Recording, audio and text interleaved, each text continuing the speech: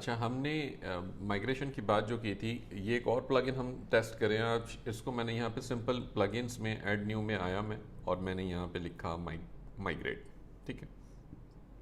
अब माइग्रेट के अंदर बहुत सारे प्लगइन्स आ गए हैं, लेकिन मैं देखता किस तरह हूँ प्लगइन्स को। मिसाल के तौर पर मैं नया हूँ ना, मुझे नहीं पता अभी, फॉर एग्जांपल तो मैं नया हूँ, तो मैं क्या करूँगा कि मैं देखता हूँ पहला प्लगइन है जी, इसकी 30,000 एक्टिव इंस्टॉलेशंस बता रहा है। ठीक है।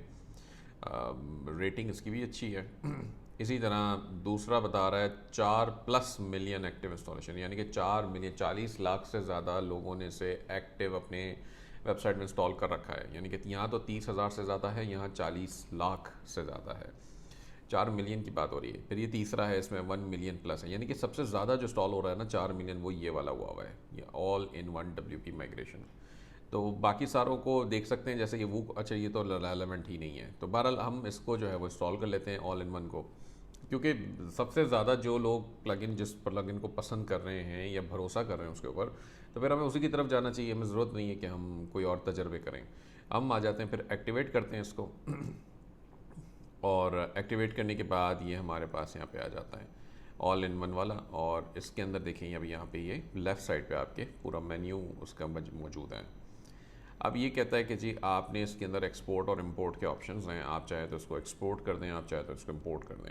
ये बात याद रखें कि नॉर्मली जब वर्डप्रेस की जो वेबसाइट को आप जब मूव कर रहे होते हैं, तो आपको प्लगइन के थ्रू जब करेंगे तो आपको अगली जगह जहाँ पे आपने इंस्टॉल करनी है, मूव करनी है, वहाँ पर भी वर्डप्रेस आपको चाहिए होगा, या और वो मैनुअली आपने इंस्टॉल करना पड़ेगा बाद में अगले पहले से। तो ये तरीका प्लगइन के थ्रू होता है। बाकी एक और तरीका है, वो बैकअप बनाने का है, और वो cPanel से होगा, वो मैनुअल तरीका है। उसमें फिर प्लगइन श्लगइन की कोई ज़रूरत नहीं होती, आप सारा का सारा कुछ जो है वो जिप करते हैं और उसको वो करा देते हैं। तो मैं इंशाल्लाह वो भी एक वीडियो उसकी भी बनाऊंगा, उसका भी नेक्स्ट पार्ट होगा, और वो आपने उसको भी इस्तेमाल करके देख लेना है। अगर आपके लिए वो आसान है तो आप उसके थ्रू भी सिंपली ये कर सकते हैं। उसमें फिर आपको पहले से वर्डप्रेस इंस्टॉल नहीं करना पड़ता। अक्सर जो वो वाले डेवलपर्स हैं ना, जो काम करने वाले लोग जो एक्सपीरियंसड हैं, जिनका तजर्बा काफ़ी ज़्यादा है, वो प्रेफर भी उसी मेथड को करते हैं। तो हम इंशाल्लाह उसको भी डिस्कस कर लेते हैं। अब देखें, ये आपके पास आ गया कि जी एक्सपोर्ट टू फाइल है, export to FTP, Dropbox, जहाँ जहाँ मर्जी आपकी, ये सारे ऑप्शन आपको दे रहा है। ज़ाहिर सी बात है, आप S3 वगैरह सेलेक्ट करेंगे तो ये आपसे एक्सेस मांगेगा उसका। तो मैंने कहा जी फ़िलहाल तो आप फाइल कर दो।